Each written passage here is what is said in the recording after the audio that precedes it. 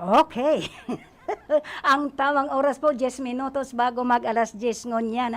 Pagkaaganin Martes ngunyan, Hunyo 28 na po kita. Malapit-lapit na kitang madali-dali nang maglipat na kita sa Agosto. So, yaon na naman po kita talagang, pero ngunyan ang aadalanta na naman ngunyan.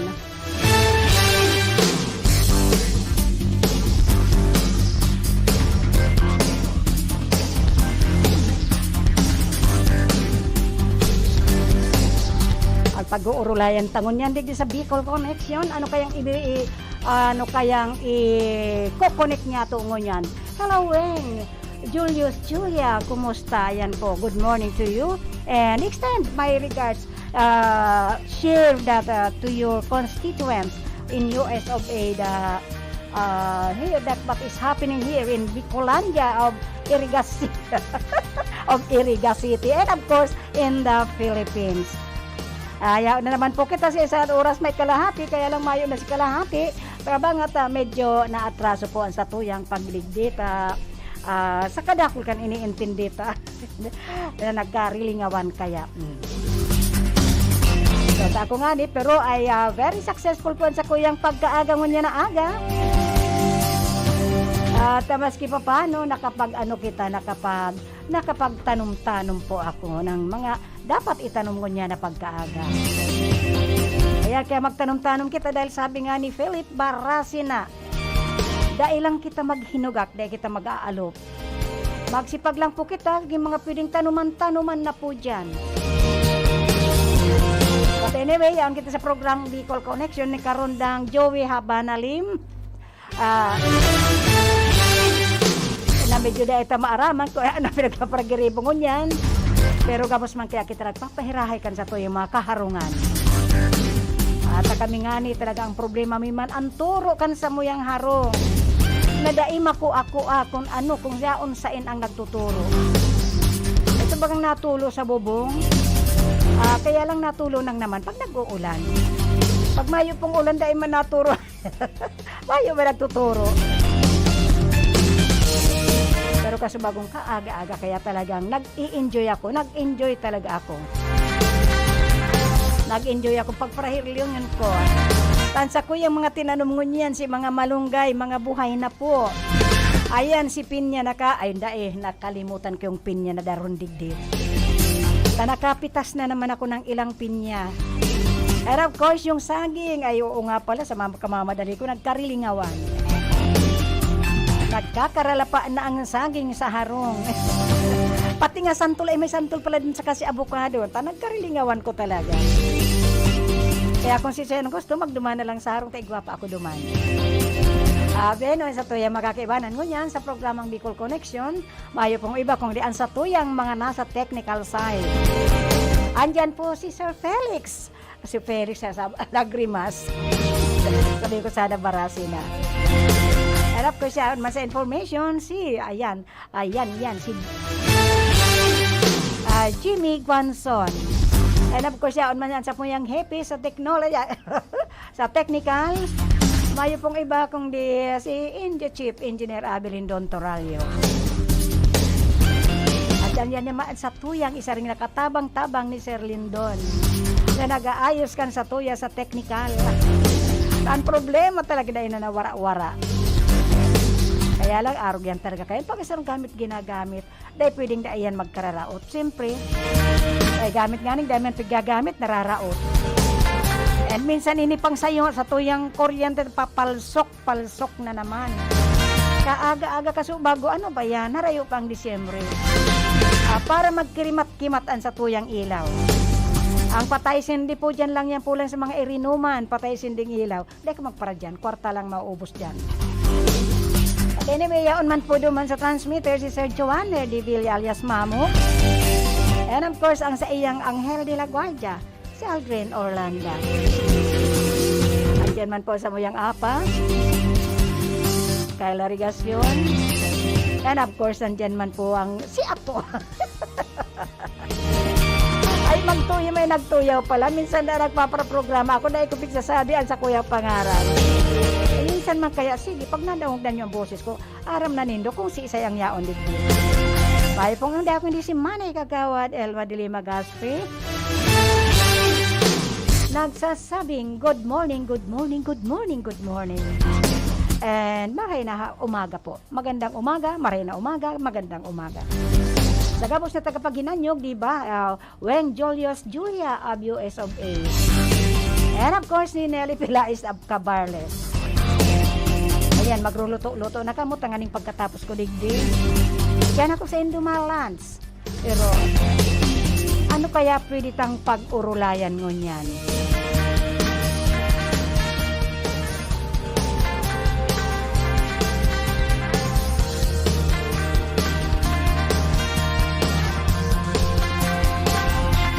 Ayan po, si Senator De Lima po nagpapagaling na lang matapos ang major surgery. Nakalabas na po siya sa ospital. Thank you Lord, naging successful naman po ang surgery niya. Ay talagang araw kayan pag medyo nagkakaedad na, kadakol na kan mga baration. Pero although nasa detention house siya until now, na although may nag-retract na po yung 3 witnesses laban sa kanya. Tabo pa rin ibigyan ng laya. Ano ba yan? Bubulukin nyo na lang yan sa detention house? Matakot kayo sa karma, karmang abutin nyo kaya. So, kasalukuyan pong nagpapagaling na lang si outgoing Senator Leila de Lima. Our very own, ang very own natin na senador, no other than Senator Leila de Lima.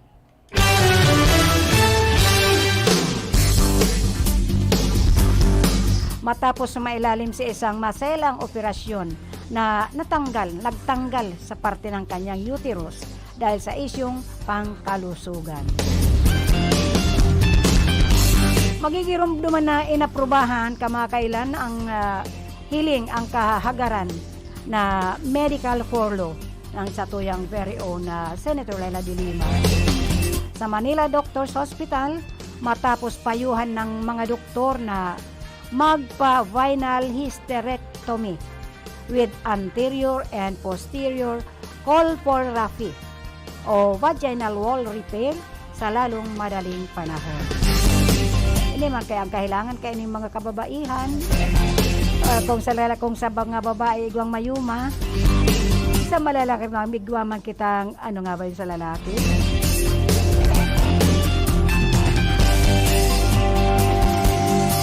Talagang pag nagkakaedad na po, igwang yaon na dyan nagruruluwasan ang mga kahilangan.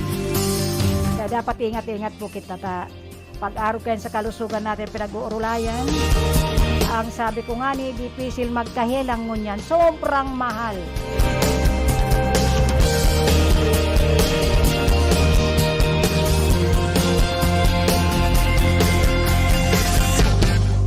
So, discharge na po. Discharge na po ang outgoing senator, our very own Senator Leila de Lima, from the hospital yesterday. Kahapon po siya, nakaluwas na po perang aldaw lang, just imagine, major operation po yun. Pinagtauan lang ng ilang araw para sa kanyang surgery. Still recovering from major surgery. Still experiencing, masakit pa po yan. Ang dami pang medyo matatagalan pa yan. Still suffering some pains, but I feel generally fine. Yan po ang sabi ng satuyang senadora. Maraming salamat po sa inyong mga nagdasal at nagmalasakit. Thank you. Thank you Lord sa binigay mong successful surgery. So she's under recovery na lang po. Magpakusog-kusog. Sa ika-18 ng Hunyo, nung ika-18 ng Hunyo po, nang ikasaang surgery na ng opposition senator, bagay na isinagawa habang siya patuloy na nakapiit dahil sa 2 drug charges na naigwa pa po. 2 kaso pa po ang ini-inbuilt ko sa kanya. Kaya sa una siyang inabsuelto, isang kaso kaugnay nito. Pero hindi naman ito po itong unang beses na mag-medical leave Senator De Lima dahil sa mga nauna ng problema sa kalusugan. Yan nga ang sinasabi ko, senior citizen naman po siya. Pero never po siya, yan ang salita niya, never po siya na mag-wheelchair. And never na magni-neck brace.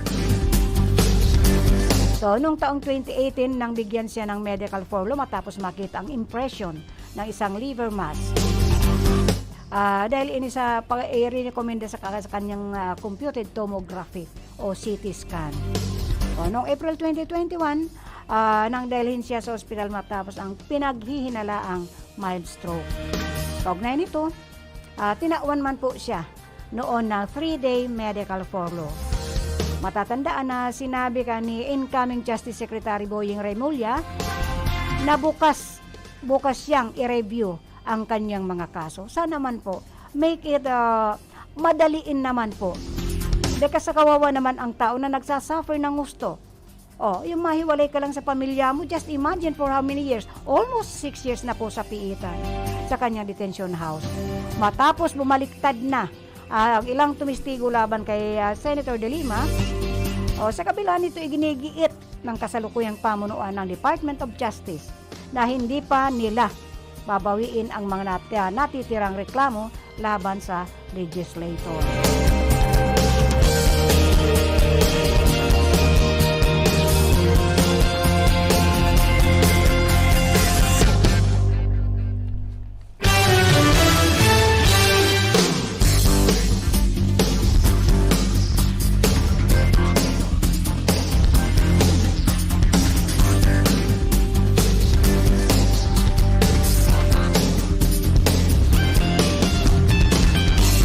Okay, sa kauna-unahang learning recovery plan sa bansa, inilunsad ng DepEd. Ngunyan po ang DepEd, All Public Elementary School. Ay, tama ba ko?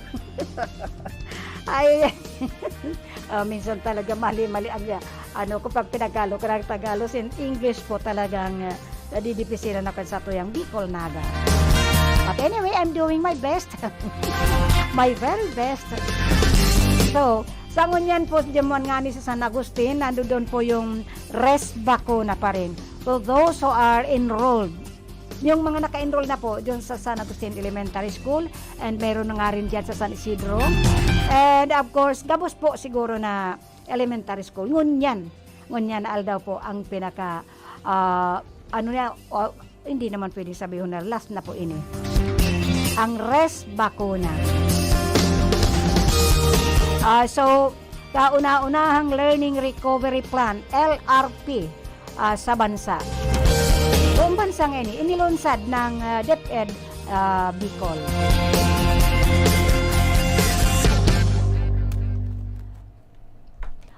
Ipapatupad ng Department of Education Bicol ang 3 taon na Learning Recovery Plan. Dapat po talagang igwasin lang mga program.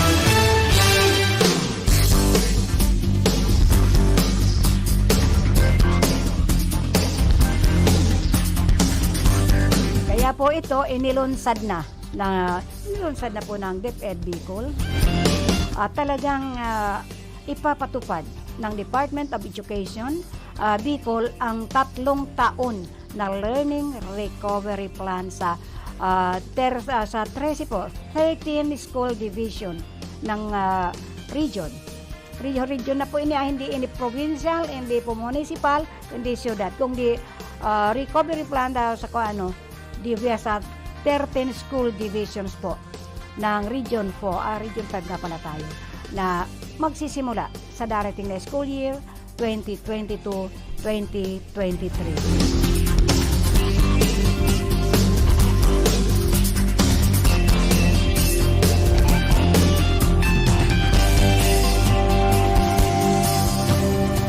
So, padagos-dagos po ang paglunsad kaini. Since nailunsad na po ini na 13 school divisions, ibig sabihin pala buot sabihin, ini palang Bicol Region, may 13 school division digdi sa rehiyon. Ganun pala yun, recovery plan, learning recovery plan po. Digdi sa rehiyon, Region 5 na magsisimula na.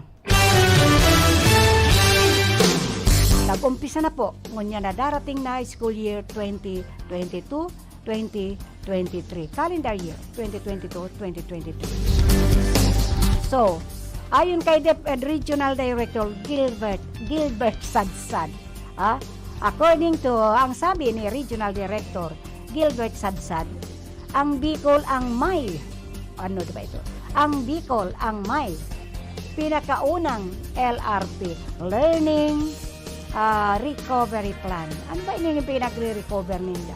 Dapat maaraman tayo ini. And this must be discussed sa school to all the Cisco elementary schools. Ano ba ini? Elementary or high school? Kaiba na siguro, gabos. Siguro, ang may pinakaunang LRP sa bansa na pinag-isipan at plinano simula Pebrero hanggang Hulyo nito lamang taon. Kaya nga, ayan po, last na siguro yun. At formal na iprinisenta sa 13 sa 13 divisions nitong dos ng Mayo. Divisions nitong May 2, nakaraang na May 2. Kaya hanggang July po ini yung Learning Recovery Plan na ini. Nag-umpisa po ini noong February and magtatapos po niya na Mayo.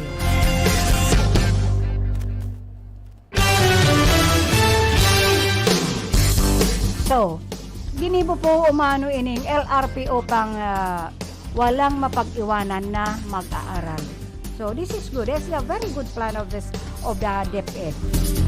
So, tama lang ini na ginibo ninda, tanganing Mayo po na mawalat na mag-aaral lalo na ang mga vulnerable group na grade 1 hanggang grade 3. So, ano pala ini ang Learning Recovery Plan na ini ay sa elementary. Dapat nga po igawaman po sa high school. Dahil although high school na po sinda, meron man talaga pong napag-iiwanan. Because they are not all the same. Meron pong mahina, meron pong mabagal. Kaya meron, di ba meron talagang nasa above average, and ano pa ba? So, ini nga po ginibunin datanganing Mayo pong mapag-iwanan na mag-aaral lalo na ang mga vulnerable group na grade 1 hanggang grade 3. Dapat nga ini po talagang inuton sa face-to-face kaning calendar year 2022-2023. Ang advocacy po nila, ang adhikain nito na ma-recover ang mga bata, ang mga nawalang karunungan at kasanayan sa nakalipas na 2 taon na dulot ng pandemya. So, kulang nga ni ining Learning Recovery Plan na ini. Siyempre, nagturog ini mga estudyante at naturog man sa indang mga ang utak because of this pandemic na masyado pong kadakol kang naapektuhan kayong pandemic na ini. So, tama lang po ini na ining DepEd magkaroon ka ining na inilunsad na ninda ining Learning Recovery Plan na ini. So, tanganing Mayo ang mapag-iwanan sa mga grade 1 and grade 3. Ito po ang pinakang advocacy ninda na ma-recover ng mga bata ang mga nawalang karunungan at kasanayan sa nakalipas na 2 taon. Dahil dito, dulot nitong pandemya. So, priority pa rin ng Learning Recovery Plan na alamin. Priority pa rin. They have to prioritize itong Learning Recovery Plan na ini na malaman ng Estado ang 4 na mahalagang parte ng programa. So, there is 4 parts pala na program regarding kaining Learning Recovery Plan na ini. Ano kaya ining 4 na ining dapat malaman tanganing ining 4 na parte na mahalagang parte na itong programang Learning Recovery Plan na ini.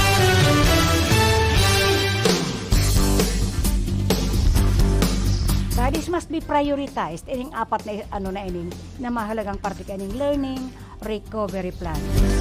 Ino po iniyan sa kuyang gustong urulayan tangon niyan sa connection na Bicol Connection para bang reminder. Ma-remind niya to ini sa tuyang mga nanay, lalo na ini mga estudyante na ini mga pupils na ini na grade 3 and grade 1 hanggang grade 3. They really need yes, kepuhan talaga ninda ng ining programa. Napakaganda nitong recovery learning plan na ini. Dakulang tabang po ini sa mga grade 1 at saka grade 3 and sana man po ikita man pong mga nanay o mga lola to all the guardian of these pupils from grade 1 to grade 3. Dahil man po ipag-asa, nagabos na lang sa yaon sa eskwelahan. We must also help the teachers. Dahil just imagine, kung sa harong nindo, pira lang ang aki nindo. Inianda ko lang problema man sa mga kamagaurangan ta. Lalo na, sa bagay dito man mabasol ta, minsan, igwaman po talaga mga nanay, tatay, na no read, no write. O kahit naman po, they can read and they can write. But, hindi man naintindihan. Yan ang dakulang problema natin digdi sa edukasyon. Dahil bako man nagabos na nagpapaadal, bako man nagabos na mga nanay at mga tatay, mga guardians of these pupils ay tatao. Igwa man sabi ko nga ni, nakakabasa, nakakasurat, but they don't know, they don't understand what they are writing and what they are reading. Arugman lang sana kayan. So, ining adhikain na ini na makarecover ng mga bata ang mga nawalang karunungan. Dapat may guidance din po ng mga parents. Kung kayo mga lola ang nag-aasikaso dahil itong mga nanay meron trabaho, i-guide po ta po, tukduan ta ang sa tuyang mga kaakian. Tukduan ang sa tuyang mga apo. Igabay natin siya. Dahil kadakul kan naliligaw ng landas mo niyan. Kadakul po. Ini lang nangyari kining aki. Ining sa Dalagita na ginadan. Diyan sa may San Pedro. Sabi ko nga nito na pag-uulay-ulayan mi. Ang kagibo kayan, bako niyan tao. Bako ng tao yan, hayop na. Hayop nang nasa utak kayan. At dahil taaram kung ano ang meron sa isipan kaining magkagibo kayan. Just imagine, karong maldumal na krimen po yun. Kaya daita po pagparabaya-bayaan, daita po pagparapasulo-suluhon ang sa tuyang mga aki. Especially ini mga kaarakian na babae. So, ining dulot ka ining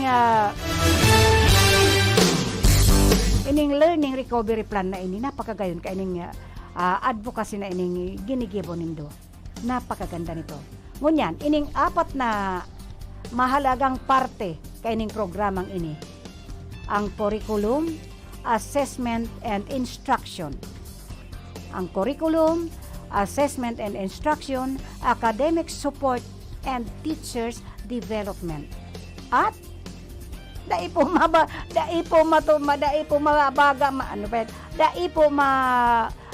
yung mga adhikain na yan without the budget. So, hindi pa lang apat na ining programa ay ang curriculum. I just don't know because I'm not also a regular teacher.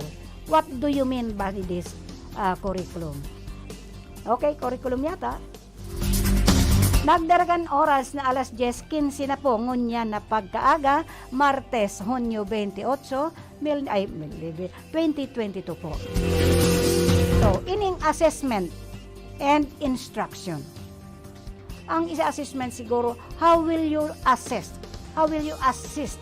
I assess the instruction and the way of teaching siguro ini.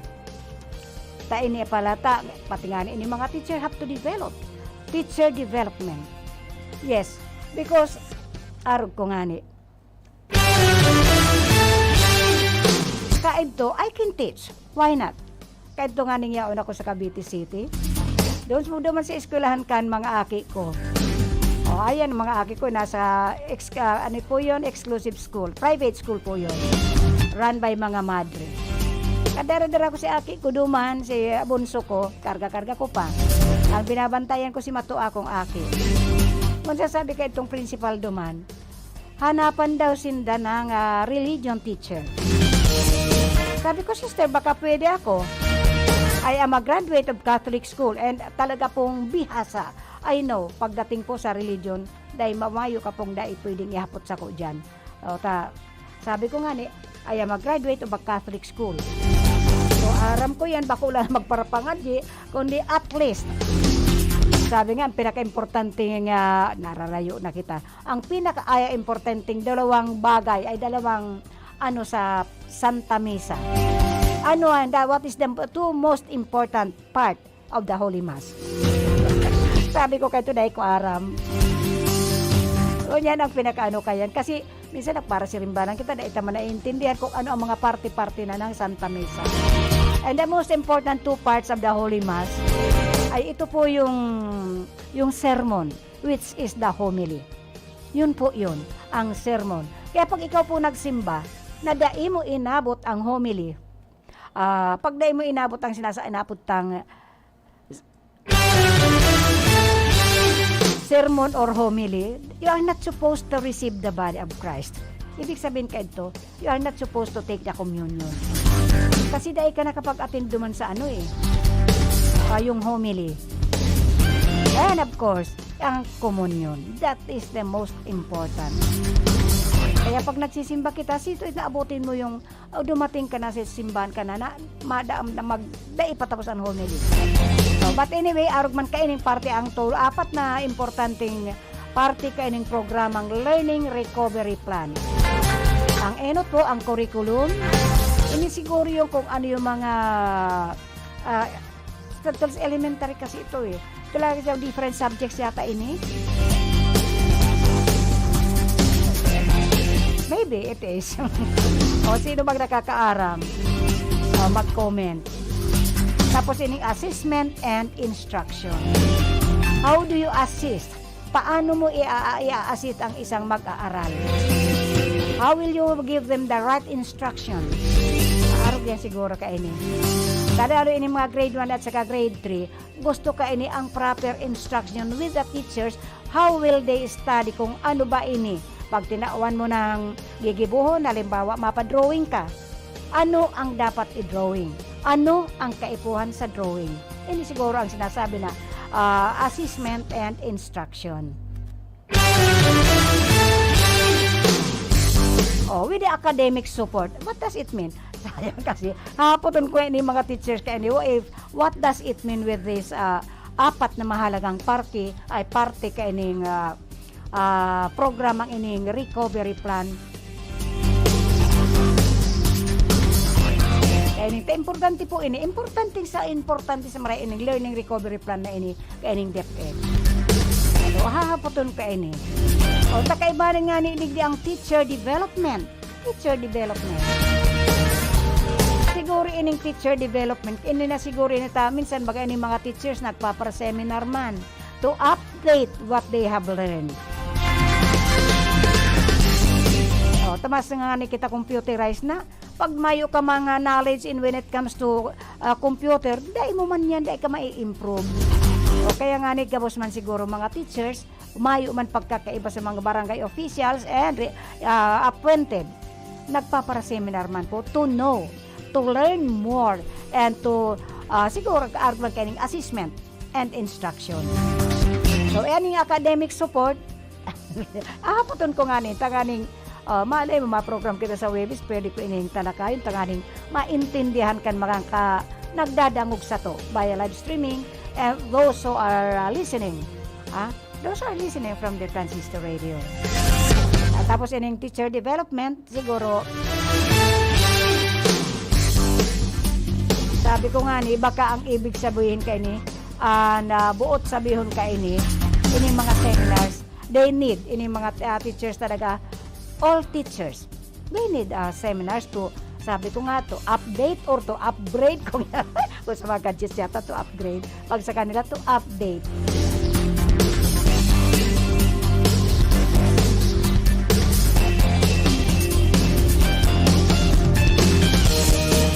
At ang kaipuhan ka ini siguro, ining, of course, the budget.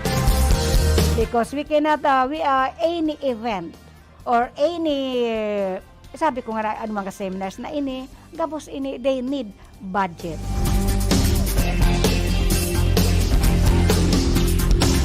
Na ini mga program events na ini, dahil po ini magiging successful kung maayong budget. Sabi ko nga ang mga seminars, ang mga organizers yan, ang abo ka magtara. But it is always the organizers. So, alangan naman ang event organizer, kaya mayo kang kikitaon kayan. Kaya nga pati ang ano kayan, pati ang food. Pero masarap sana. Ang sarap man lagi kang nasa seminars. Kasi, you learn more. You learn more. Paglaola pirmi kang nasa seminars. Kasi, ayan po, pagabot mo, pwede ka na magkapi-kapi muna. Pwede kang paghali mo sa harong mo. Dahil ka na muna mag-almusal. O, dyan ka na lang sa seminars mag-aalmusal. And, andyan na ang kape. O. And pag mga 9 o'clock, alas 9, dahil pa nag-start ang seminars, ang mayo pa si mga researchers. Mayo pa si mga speakers. Ayan, pag alas 10, for sure, magsaserve na yan ng snacks. Sabi ko, maray nga nakakaabot ka kung sa inang seminar. O, libre ang food mo. O, pati ang accommodations mo, libre din. Pero, ayan po, manalulong po ang satuyang government fund. Dahil panalo din dito mga organizers. Dahil sabi ko nga imposible man kung you are the organizers, nagpapakahirap ka, nagre-research ka, naghahanap ka ng mga speakers, naghahanap ka ng venue, imposible na mayo kang kitain dyan. Although you are already a public, you are a public servant, but of course, may mga extra incentives mo na mga araw ka yan. So, umaasa ang DepEd Region 5, DepEd Region 5 na pagkatapos ng 3 years, pagkatapos ng 3 years ng learning recovery plan na ini. Kung basta just imagine 3 years.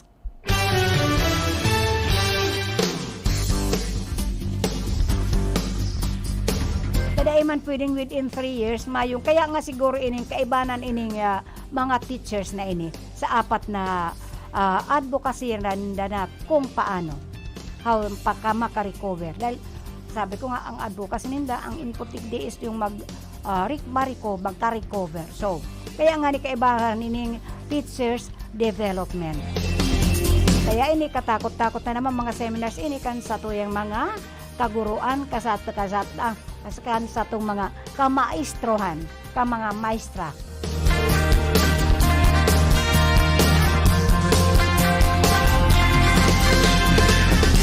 So, kaya, of course, this program na Learning Recovery Plan na ini, very good po ini.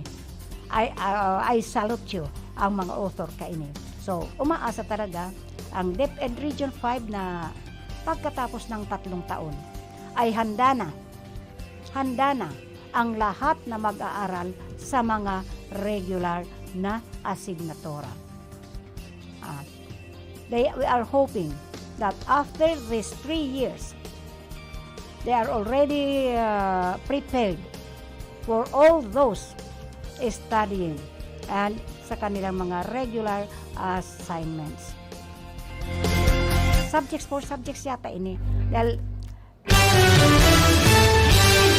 diba, meron sa science, meron sa math, meron sa history, social studies na yan po. So, after 3 years, we do hope. Ako pwede kong i-monitor ini. Gusto kong maaraman ini dahil we have also a good relation. Ang barangay po, maganda ang relasyon sa mga elementary schools na ini.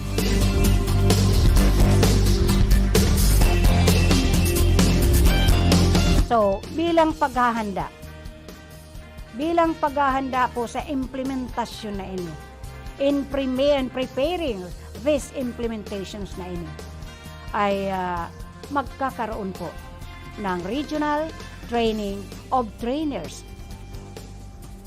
o ining RTOT, regional training of trainers. Napakaganda. Taining sarungani, learning recovery plan. Pagkatapos ini na naman, to implement, bilang paghahanda to implement this learning recovery plan. Implementasyon po, of course, they need the implementation of this planong ini. Without implementation, how will the teachers go? Dapat in every plan, there must always an implementation. Ay magkakaroon na ng regional training of trainers. Tanganing ini mga pinag-training kayo, ini naman ang magre-re-echo sa kanilang eskwelahan. So, importante po ini mga regional training of trainers ng mga guro na sasabak sa learning recovery plan. Nag-start po ito starting June hanggang August 2022. Hunyo, not June. Ayan po, nagkamali na naman. July. This recovery training pagsasanay po na ining mating mga guro. Sasabak po sila. Starting ngayong July hanggang August 2022. Pero dapat sana kaini ining mga training center naman, ining mga training venue, sana wag naman yung mga babiyahe pa. Dahil unang-unang ang budget for the travel. Ang kapagalan kaini mag-travel. Napakahirap po kahit minsan ang travel duman sa sarong sa Bisaya. Minsan ang seminars niya duman sa Baguio, nasa Tagaytay. Dito na lang sa Sato. Ini mga training na ini. The training, regional training of these trainers. Dapat laro ka ining nasa Region 5 kilometers. Hindi na lang po sa Kabikulan. Pwede sa Naga, pwede sa Legazpi. Pero maski na nga sa Legazpi, ang ano bang abot ka ito? Ang registration fee. Kasi mayo man pwedeng nagsiseminars ka na mayo kang registration fee. Dahil enot ka yan, it is a budget, government budget po yan. Kaya lang, I just don't know. Aywan ko ba? Ako katagal ko na rin, for how many years na rin na pirmi akong nasa seminars. Grabe po ang inagastos sa mga seminars na ini. Bakong barbasta po. Okay, ang regional training of trainers ay nagdara po kan oras na alas 10:30 na po, ngunya na pagkaaga. So, padagos po kita, ang nasabing programa po ay napunduhan. Good! Napunduhan ng United States Agency for International Development. Okay, kung ang US Agency International Development po ang nagpundo kaini, thank you. What I thought, ang nagpundo kaini ay ang Philippine budget. Dakulang gastos po ini. Dakula po ang magano kakaini mga seminars na ini. But just imagine, andyan po yung travel allowance. Kasi bukod po sa libre po ang venue, libre po ang food. Anong pang libre ka ini? Yung accommodation po. Dahil lalo pag ini 3-day seminar po, halimbawa nag-seminar ka sa Legazpi, libre hotel po yan. libre yon. So, may allowance pa yan. Libre accommodation, libre food, ay may allowance pa. So, expensive po. Sabi ko nga, very expensive. So, kaya thank you po. At ang nasabing programa ay pinunduhan pala. May pondo. Binadgetan kang United States Agency for International Development. Hi, thank you, Sir Jimmy.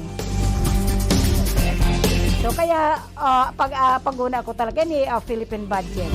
But anyway, thank you po sa programang ini na budgeted po, napunduhan ng United States Agency for International Development.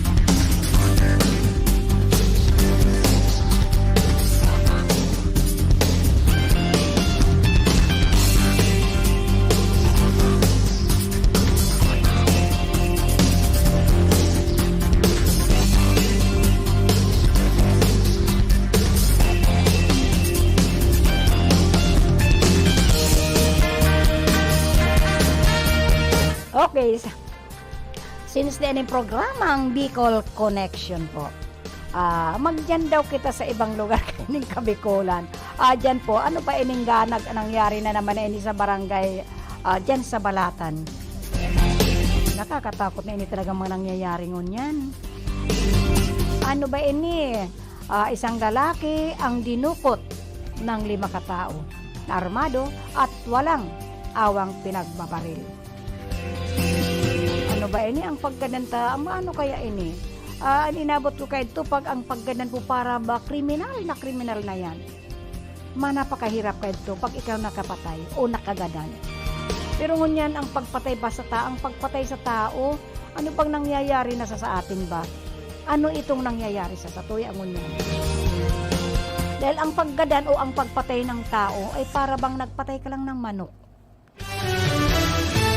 Kaya mag-ingat-ingat po kita. Dahil may mga krimen na mga kalunos-lunos mong nangyayari sa satuya mo niyan. Bako lang naman ini sa satuyang nasyon.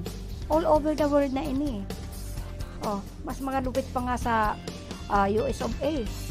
Dahil ining mga anong tawag ka ini? Ini mga depressed person. Sa Amerika kaya bakong ang badil sa enda. You can buy pwede ka nga ning magbakal ng badil sa Amerika through through the counter. Ngunyan, ang dipisil pati ka ini, dahil pag igwang araw kayo na nag-aamok, yung nag-aamok ba, biro men, pupudoduman sa mga eskwelahan. Kadakol ka mga nangyayari kayo sa eskwelahan sinda, ini mga, taapod ka ini mga nag-aamok, kaya we must be careful. Maray nga idigdi sa satuyang nasyon, man arog pa kayan. It is very seldom na may nagkagibo ng krimen na arog kain. At meron man kita karamihan talaga ining arog kain, nagang rape or na kaya ingat-ingat po kita.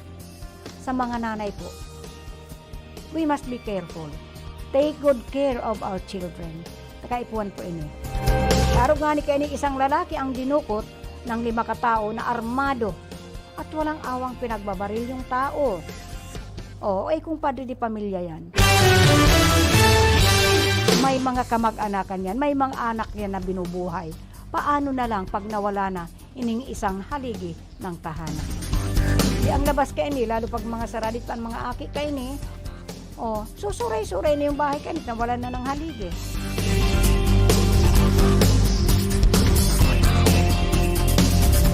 So, bandang alas 9 daw ng umaga noong June 26, 2022.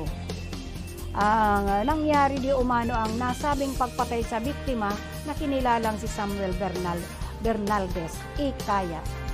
49 years old, too young, bata pa, at residente ng Zone 4 Barangay Kamanggahan. Ayan. Barangay Kamanggahan ng Balatan, Camarines Sur. So, base sa mga istorya ng asawa ng biktima, ay nagdadalaganda. Tumatakbo sila papasok sa loob ng kanilang bahay nang makarinig sila ng mga putok. At saka naman sinabi sa kanya ng kanyang anak na isinama ang kanyang ama ng 5 kalalakihan na nakasuot ng bonnet at armado ang mga ng mahahabang kalibre ng barel. Ano ba ini? Pagbibenta ka na naman ka ini mga nasa gilid-gilid. 5 kalalakihan na nakasuot ng bonnet. Yan po. Na just imagine ang daranindang mga armas ay yung mga mahahaba. Buot sabihin kayo ni, kasi ang pagkakaaram ko kapag armado ng mahahabang kalibre, Armalite yan. Ano pa nga bang iba? Shotgun? I'm not familiar with the kind of mga kalibre ng baril na yan. So, mahahabang kalibre ng baril. Nakita niya mismo ang 5 kalalakihan, nakita mismo na sa lugar kung saan nangyari ang aksidente. Ang mga pangyayaring araw kaya ni pag-igwang mga nakakahiling na mga minors, this is very traumatic. At very traumatic po yan sa biro mo, isang padre de pamilya, makikita ng anak o nakita na saksihan ng kanyang asawa This is very traumatic. Nakakatrauma po yan. Kaya, aywan ko ba? Baka anong ilang taon pala yung anak ka ini. Baka sasabihin kayo, base sa kwento ng asawa at ng asawa ng biktima, ay tumatakbo sila papasok sa loob ng kanilang bahay. Nang makarinig sila ng mga putok at saka naman sinabi ng kanyang anak na isinama ang kanilang ama. Kakatakot po eh. Very young, 49 years old. So ang mga aki kayo sigurado nag-eskwela ka. Matapos ang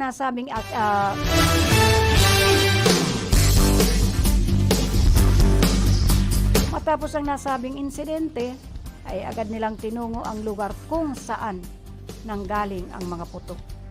At doon na nila nahiling, nakita na nila na tad-tad na ng bala ang biktima.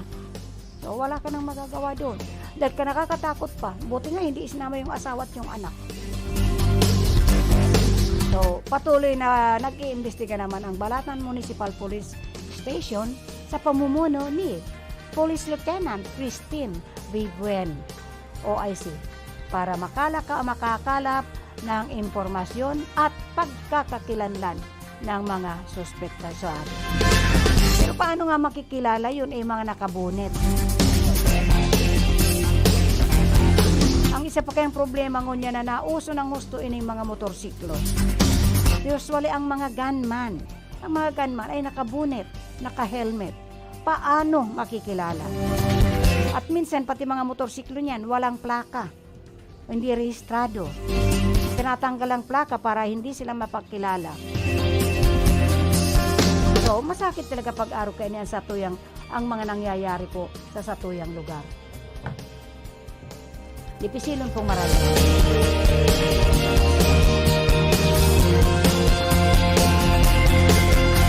So, hello to Monica Perique of Limassol, Cyprus, and of course si Melanie and Lenlen Mendoza na mga tugang kan sa regular host ng programang ini na si Joey Habanalin, Bicol Connection.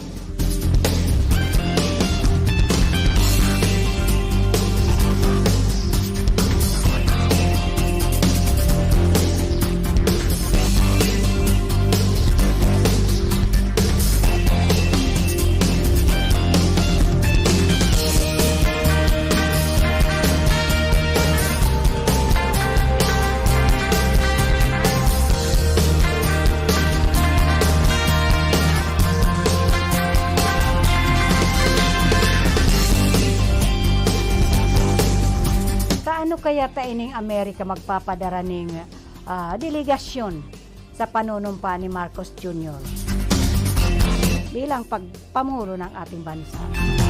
Bakit sila magpapadala ng delegasyon? Magpapadalo ng presidential delegation si US President Joe Biden sa inauguration ng ating President-elect Ferdinand Marcos Jr. Ito matapos nilang mangakong makikipagtulungan. Makikipagtulungan. President Joseph R. Biden Jr. Inanunsyo po na designate of a presidential delegation po to attend the inaugural of His Excellency Ferdinand Romualdez Marcos Jr. sa June 30 na po ini. 2023 in Manila, Republic of the Philippines. Kaya sa ngunyan pa nga ni, ayan, nagkalat pala ang mga iguana namang mga nag-aabang na mga checkpoint. At talagang ako pumaosi sa ako. Sa igwa nga ni checkpoint mismo duman sa atubangan kan harungmi. Kaya sabi ko nga ni kan vulcanizing duman at saka itong mapamangkin ko na nailaon sa tindahan. So, naglagay po sinda ng tent duman mismo sa atubangan kan harungmi. Kaya sabi ko, ano man tama checkpoint pa kamo dyan? By instruction daw na to put up mga checkpoints para daw sa in preparation sa panunumpa ng ating elected President BBM. Ano, takot ba sinda? Sa para daw ining mga nasa probinsya kung igwaman. Ha? Take note. Ang sabi, kung igwa daw na mag-attempt na may mga taga-probinsya na siguro yung mga ano ba nga po kayo ito? Si magparibok. Si magparibok ka ining presidential ni BBM. Oh, kaya ano ba yan, takot sinda? Takot sinda ng mga taga-probinsya pumunta sa Kamanilaan at sumama sa rally para abangan ang sa kanyang inauguration. Paano kaya taarupkan? Pati pala ining Amerika magpapadara ni mga delegation. Pero good news yan, at least ang dadalo dyan, delegasyon ng Amerika. Hindi delegasyon ng mga insekto. But anyway, nangako naman silang makikipagtulungan si President Joseph R. Biden Jr. Pareho pala sila junior. Announced designation of the presidential delegation to attend the inauguration of His Excellency Ferdinand Romualdez Marcos Jr. Ito na po yan sa Miyerkules, sa Huwebes na po yan. Kaya ang sa tuyang makakakalyan sa mga ka-highwayhan.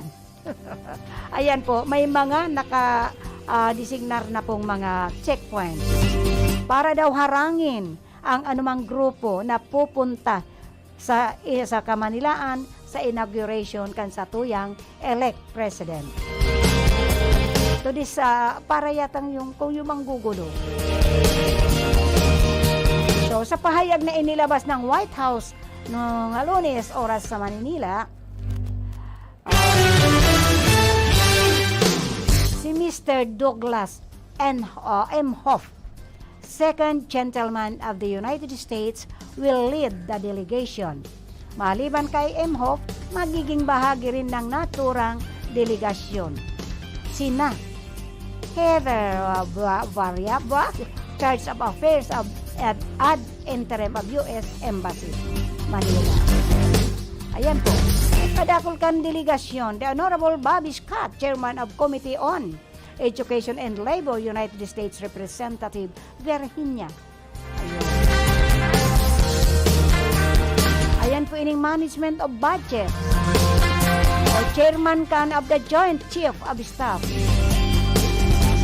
And of course, Special Assistant ng President and Senior Director for East Asia and Oceania National Security Council. Ayan po, parang full blast ang delegasyon.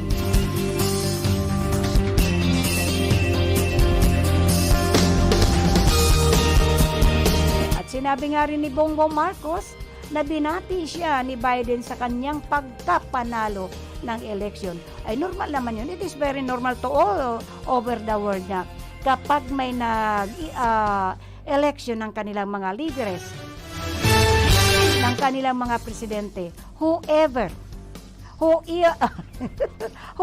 wins the election, andyan po ang pagbati ng mga all over the world leaders. Importante po yan. Ano na po yan? Protocol po yan. Na batiin ang kanilang mga kaalyado na mga puro presidente of different countries. Ganun po yun.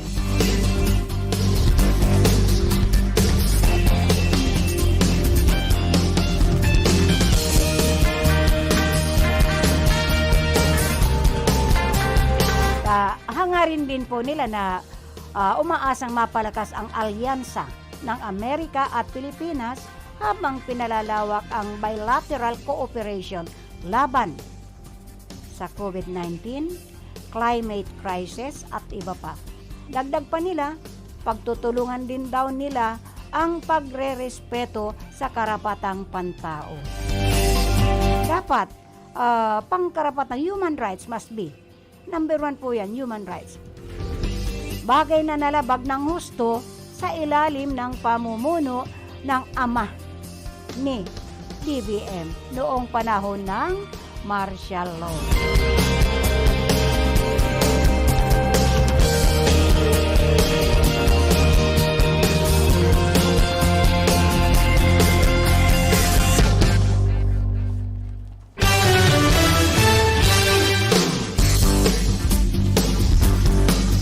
Ano ba ining advice na ini na the public was advised, binalaan po sa paggamit o pagbili ay ining Victoria's Secret na ini.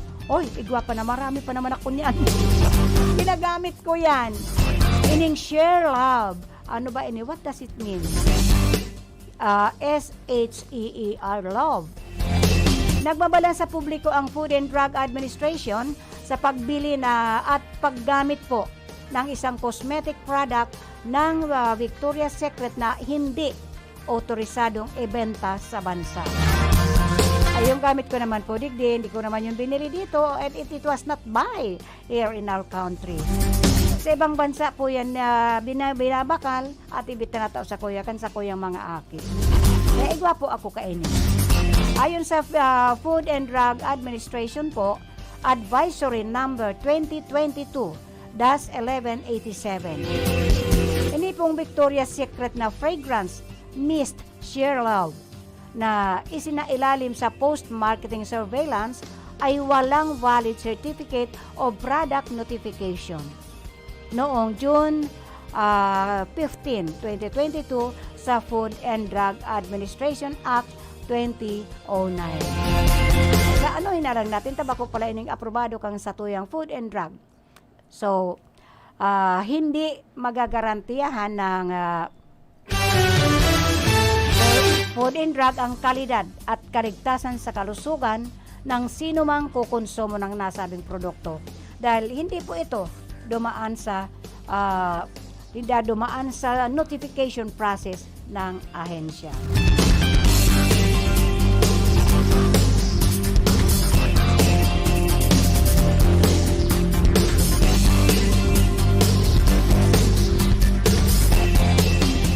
So, mag-ingat po kita kaining Mist Share Love. Hindi po ini aprobado kan Food and Drug Administration. So, dahil na po kita kaini maggamit na whatever happens, hindi tayo sasagutin kaini dahil this is not approved by the Food and Drug Administration. Ini pong product na ini kan Victoria's Secret.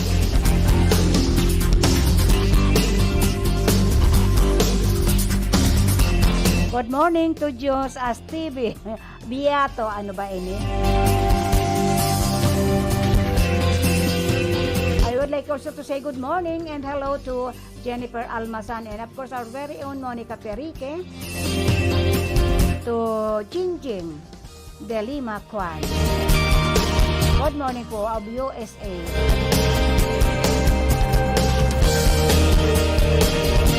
Hello also to my may mga siblings, to Mary and to Ariel and to Elizabeth and to Raquel. And of course, ang aking mga apo, good morning po. Always stay safe. Ingat-ingat po kita. Good morning din kay Ate Heidi de Lima Miranda.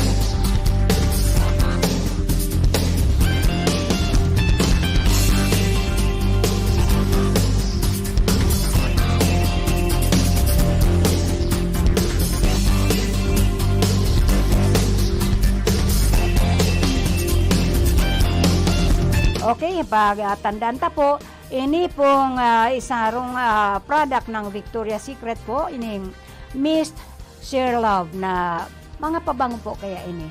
Kaya dipisil po magsinghot-singhot kita kaya ini na which is not approved by the Food and Drug Administration po. Babala po ini dahil kita magkukonsumo kaya ini, dahil po kita maggamit kaya ini dahil ang kalidad at kaligtasan sa kalusugan ng sino mang kukonsumo ng nasabing produkto dahil hindi ito dumaan sa notification na process ng Food and Drug Administration.